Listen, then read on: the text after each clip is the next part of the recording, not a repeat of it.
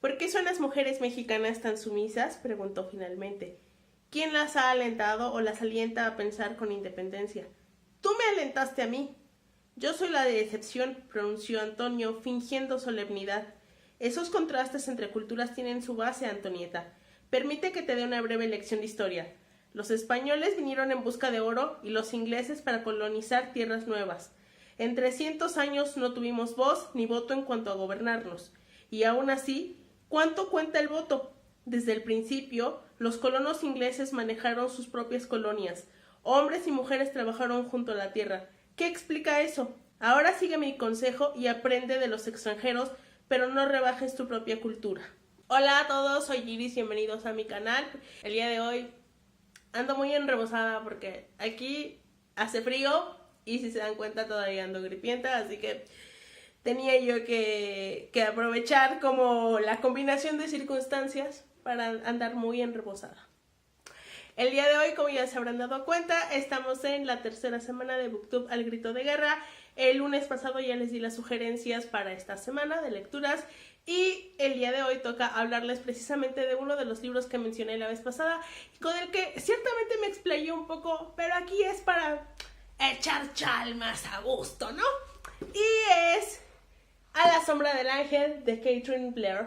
Se trata de una novela histórica escrita precisamente por la nuera de Antonieta Rivas Mercado, con lo cual pues podemos decir que tenemos un acceso directo a la vida de esta gran mujer porque habló con las hermanas, con amigos, incluso en los agradecimientos mencionan al que fuera esposo de Antonieta, con lo cual yo ahí tengo una duda de en cuándo habló con él. Digo, a lo mejor fue como alguna charla o así y nos trae como esta novela que más que la vida de Antonieta es como la vida de nuestro país en los primeros 30 años de del siglo pasado, mejor dicho. Voy a contarles como una pequeña anécdota de cómo supe de este libro. Hace como 8 años o algo así le escuché a una periodista de espectáculos que Televisa estaba preparando una telenovela basada en este libro y yo me quedé así de ¿qué?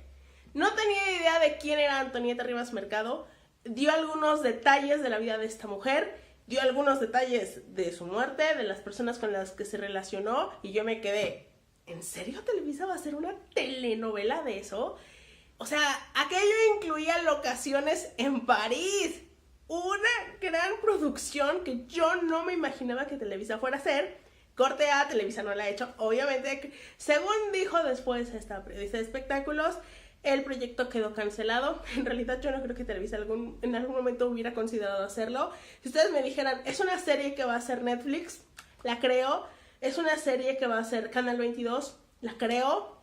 Es una serie en la que el Canal 11 va a gastarse el presupuesto del sexenio, lo creo. Pero Televisa, una telenovela sobre esto, por favor.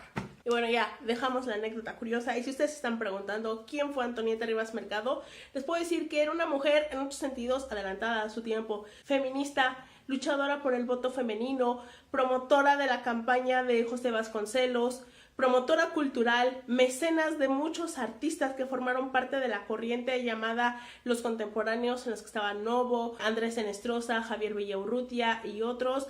Se movió en el círculo de Diego Rivera, Tina Modotti, Frida Kahlo. Era una mujer muy talentosa en las cuestiones artísticas, en fin.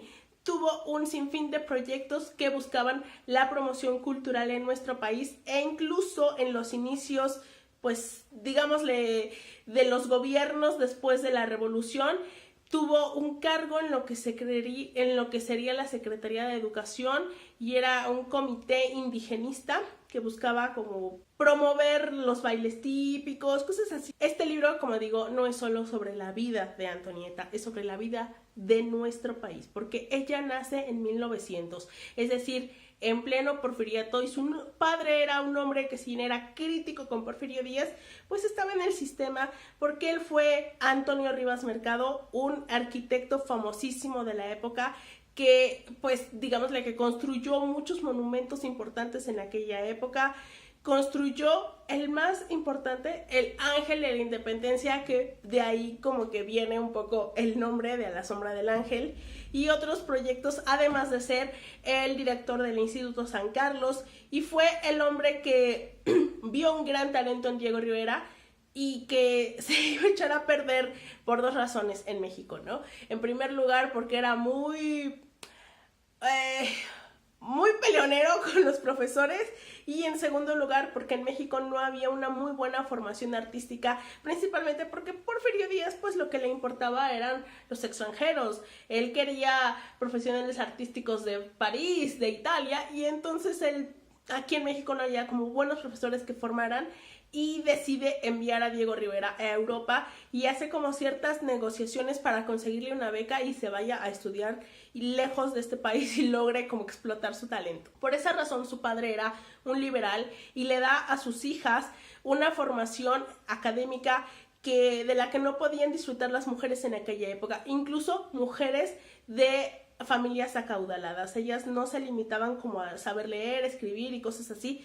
Ellas aprendieron filosofía, arte, idiomas, muchísimas cosas, porque su padre lo que quería era nutrirlas de conocimiento. Con su padre tenía una relación muy cercana, no así con su madre, que por cosas que Antonieta nos cuenta, en primer lugar su madre pues como que no le hacía mucha gracia que Antonieta hubiera salido morena, porque ella era una arribista y quería pues aparentar ser como más cercana a Europa, la sociedad y todo eso. Entonces que Antonieta fuera morena le recordaban como a sus antepasados zapotecas y no le hacía mucha gracia.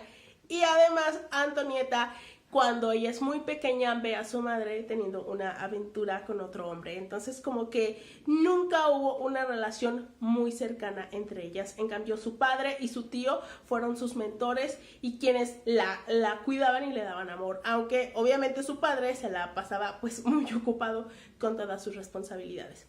Después vamos avanzando en la historia y nos encontramos con la Revolución Mexicana y su impacto en la vida de Antonieta y en la de toda la población.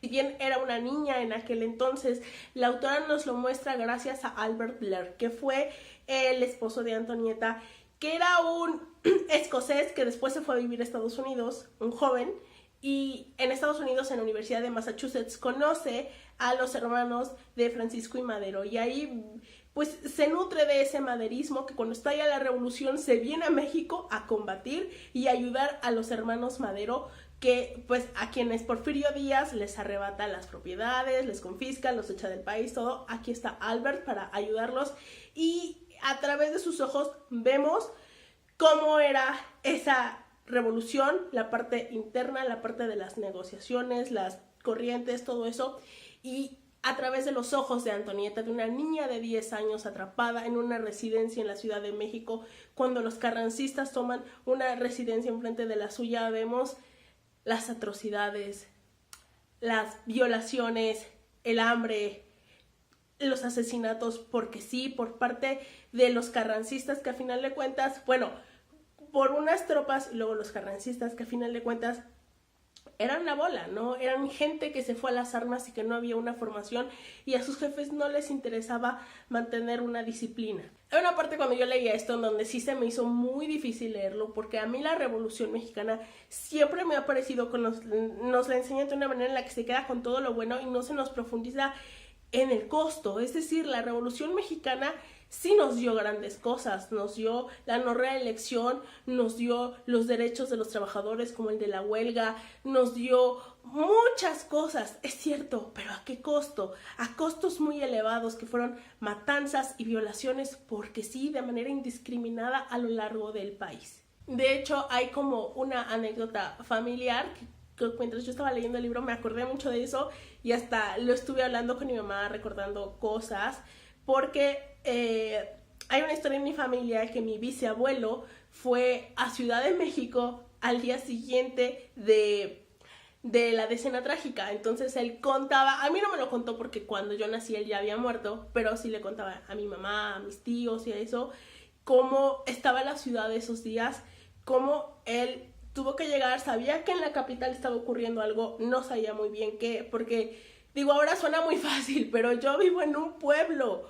O sea, vivo en un pueblo que al día de hoy hago 2 horas de mi casa al centro. En aquellos tiempos, imagínense, por mucho que se haya venido en tren, pues era una cosa muy diferente. El tren no pasaba ahí por mi casa, o sea, había que caminar una larga distancia.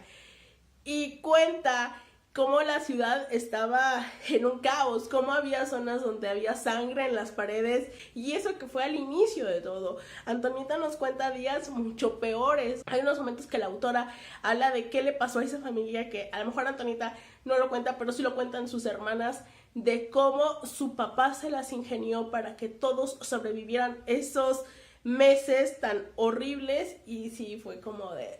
creo que fue como el momento más duro de este libro. Entonces vemos ese México, ¿no? Que va evolucionando, que pasa del porfiriato a la revolución, a los años posteriores, la decena trágica, todo eso, y llega hasta, por ejemplo, Calles, porque conforme Antonieta va creciendo y van pasando ciertas cosas en su vida, que tampoco se les va a contar para que lo lean, ella empieza a hacer mecenas de arte, ¿no? Empieza con Salvador Novo, con Javier Villaurrutia. Ella quería interesarse, quería difundir el arte y no sabía con quién, y acude con Diego Rivera, y Diego le recomienda a ciertas personas que él consideraba que tenían talento, y ella se va mezclando en esa corriente y va pues poniendo de su dinero, difundiendo el arte, traduciendo libros, un sinfín de actividades que llevó a cabo. Y es ahí donde entran estos personajes como Novo, Villaurrutia, Enestrosa. Termino este libro con muchas ganas de leer a todos ellos, ya los tengo ubicados en la biblioteca. Me hubiera gustado mucho que hubiera nombres femeninos en este círculo de Antonieta, pero entiendo también que pues era otra época, ¿no? Y aún así lo que me da es curiosidad de buscar esas mujeres de aquella época para conocer su obra.